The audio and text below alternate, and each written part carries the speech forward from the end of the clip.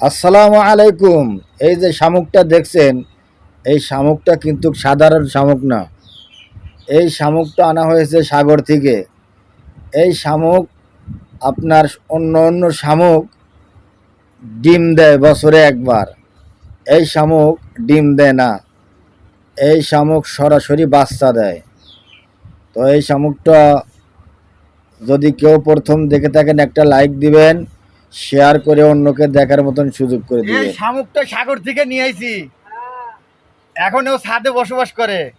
এরকম শামুক কি আপনারা দেখছেন? এটা এই কচু বাজার থেকে নিয়ে আইছি, দুধ নিয়ে কক্সবাজার থেকে।